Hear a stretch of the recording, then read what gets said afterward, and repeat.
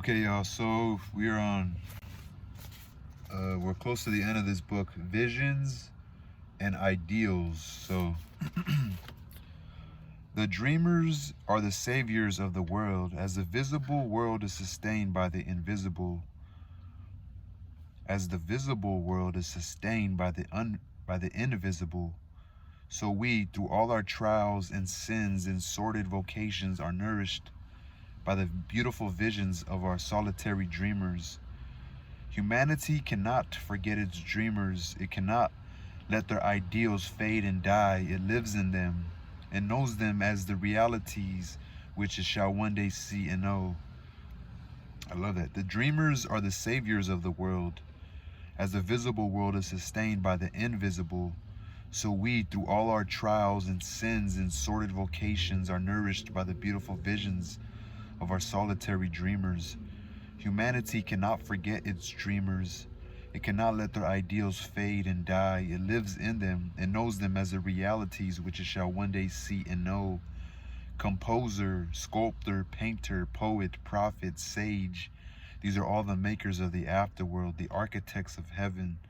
The world is beautiful because they have lived. Without them, laboring humanity would perish. Those who cherish a beautiful vision, a lofty ideal in their hearts, will one day realize it. Columbus cherished the vision of another world and he discovered it. Copernicus fostered the vision of multiplicity of worlds in a wider universe and he revealed it. Buddha beheld the vision of a spiritual world of stainless beauty and perfect peace and he entered into it. Cherish your visions, cherish your ideas, cherish the music that stirs in your heart, the beauty that forms in your mind, the loveliness that drapes your purest thoughts. For out of them will grow all delightful conditions, all heavenly environments. Of these, if you but remain true to them, your world will at last be built. To desire is to obtain, to aspire is to achieve. Shall our basest desires receive the fullest measure of gratification, and our purest aspirations starve for lack of sustenance? Such is not the law. Such a condition of things can never obtain. Ask and receive. Dream lofty dreams. As you dream, so you shall become. Your vision is a promise of what you shall one day be. Your ideal is a prophecy of what you shall at last unveil. Your ideal is a prophecy of what you shall at last unveil.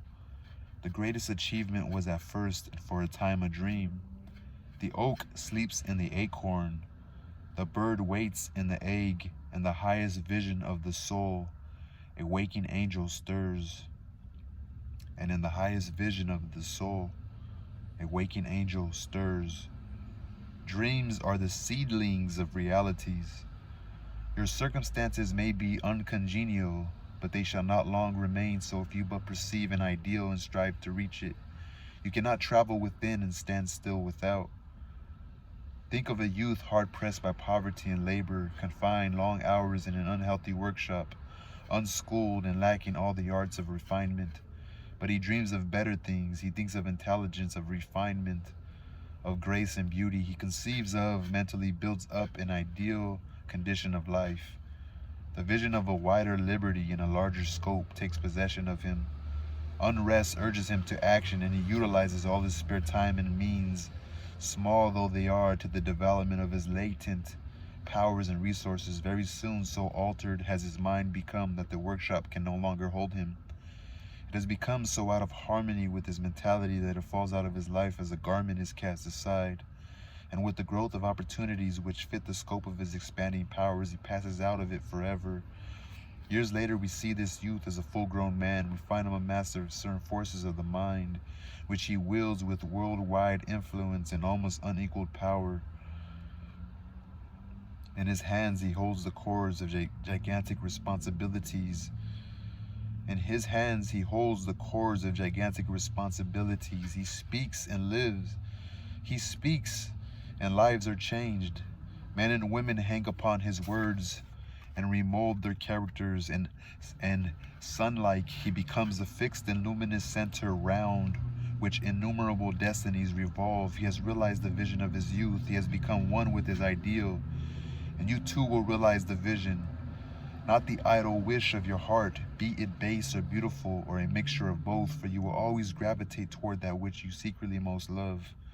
Into your hands will be placed the exact results of your own thoughts. You will receive that which you earn, no more, no less. Whatever your heart present environment may be, whatever your present environment may be, you will fall, remain, or rise with your thoughts, your vision, your ideal. You will become as small as your controlling desire, as great as your dominant aspiration.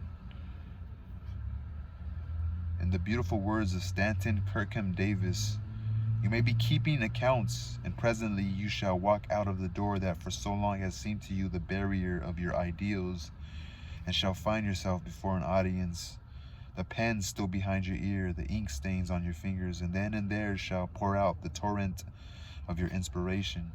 You may be driving sheep, and you shall wander to the city.